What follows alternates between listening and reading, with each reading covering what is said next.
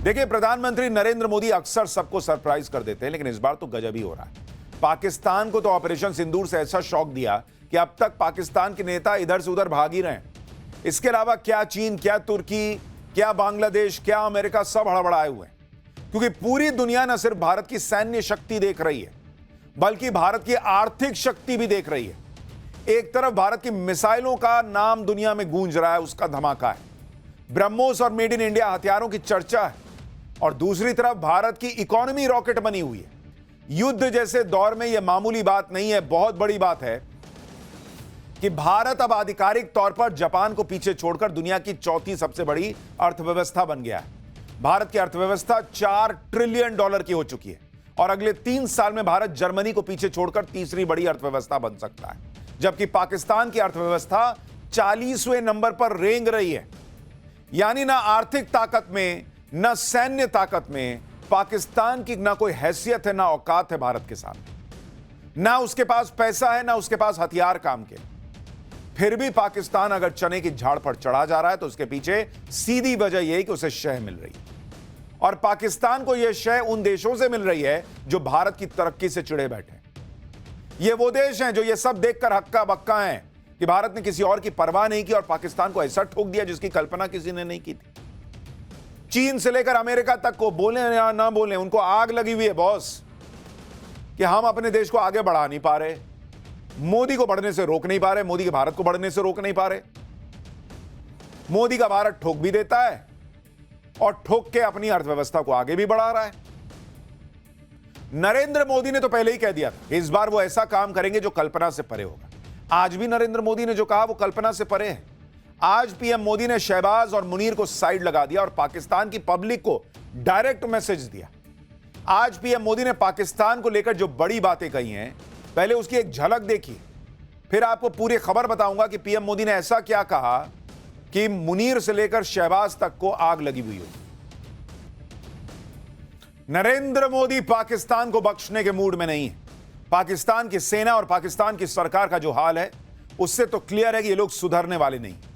इतनी मार खाने के बाद भी जिस तरह की बेशर्मी से ये लोग खुद को ही प्रमोट कर रहे हैं, जिस तरह से आतंकवादियों के लिए खजाने खोल रहे हैं, उसमें इनसे ये उम्मीद करना कि ये सुधर जाएंगे पॉसिबल नहीं है बॉस। ये नहीं सुधरने वाले।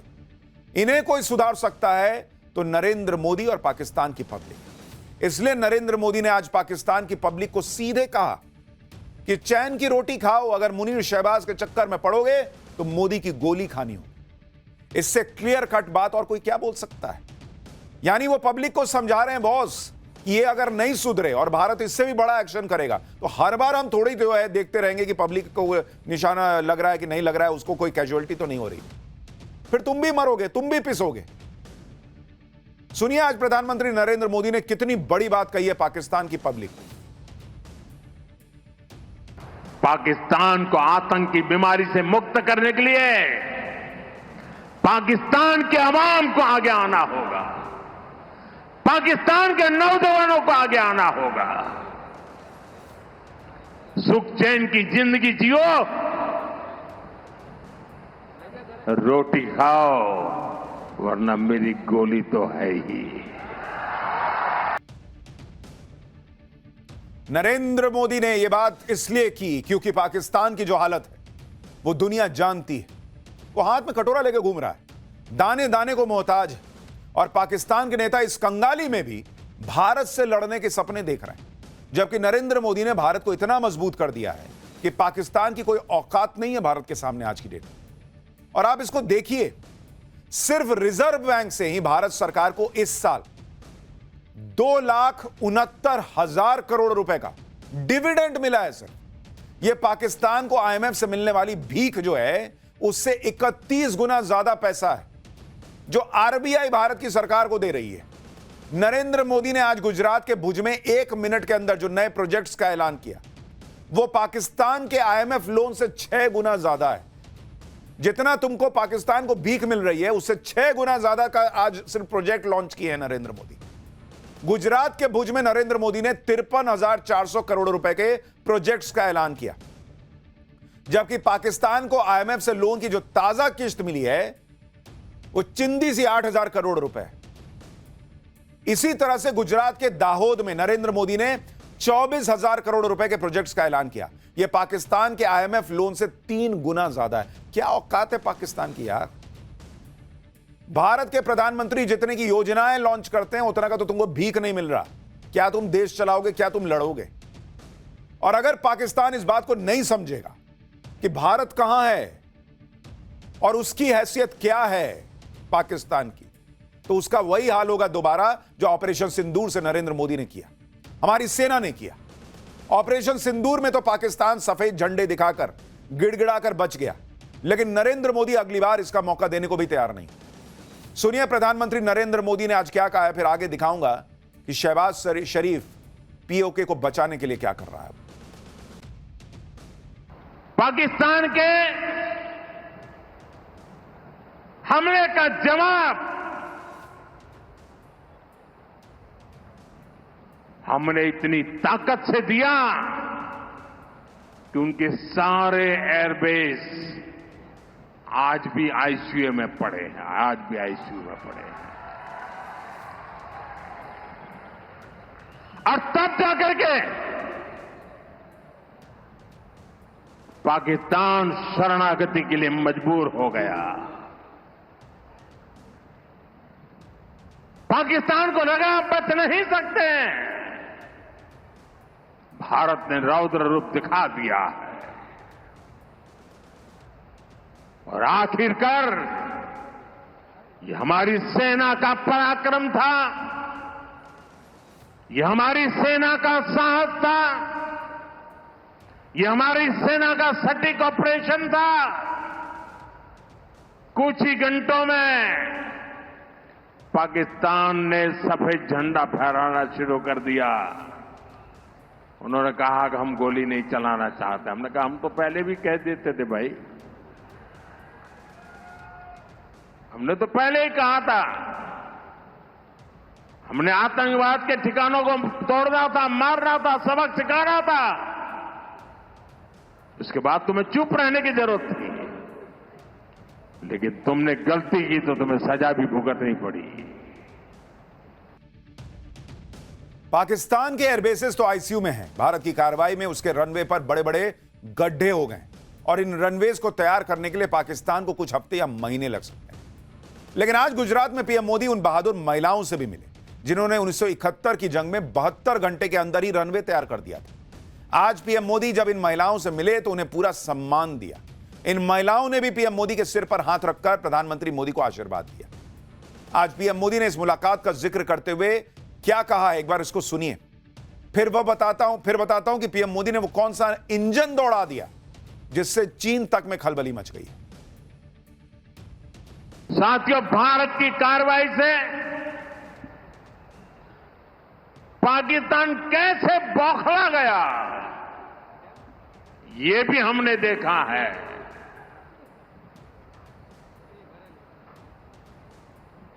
9 तारीख रात को हमारी कच्छ की सीमा पर भी ड्रोन आए, ड्रोन। उनको लगता था कि मोदी गुजरात का है तो जरा गुजरात में कमाल कर हुए मालूम नहीं है।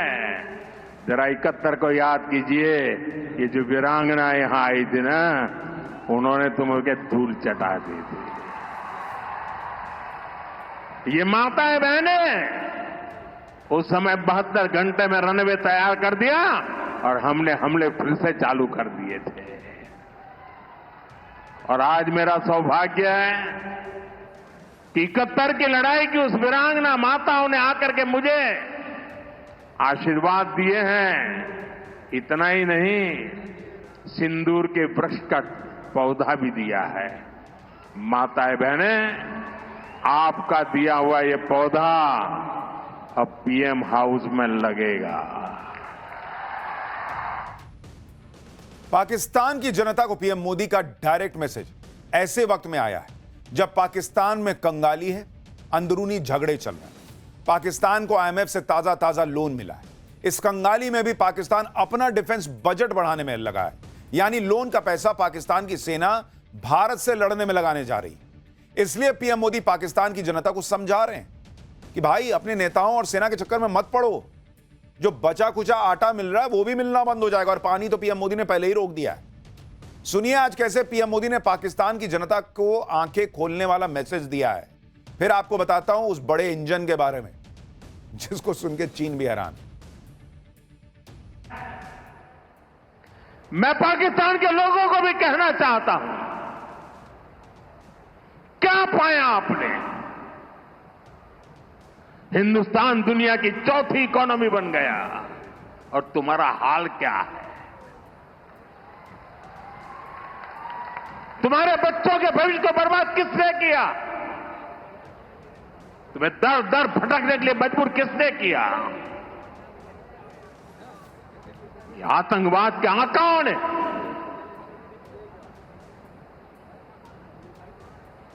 वहां की सेना का अपना एजेंडा, पाकिस्तान के नागरिकों, खास करके वहां के बच्चे, ये मोदी की बात कान खोल करके सुन लो।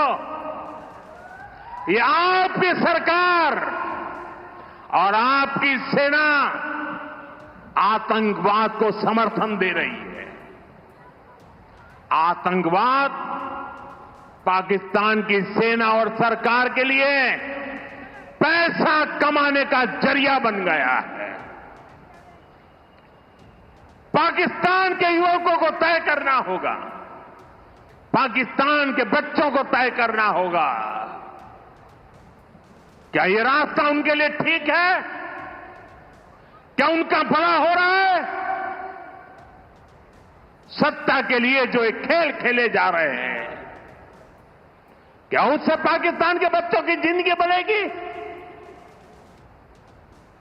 मैं पाकिस्तान के बच्चों को कहना चाहता हूं, ये आपके हुक्मनारा, ये आपकी सेना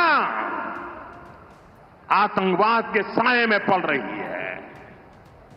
वो आपके जीवन में खतरे पैदा कर रही है, आपके भविष्य को नष्ट कर रही है, आपको अंधेरे में धकेल रही है। भाई ये तो पाकिस्तान की पब्लिक को ही देखना होगा ना।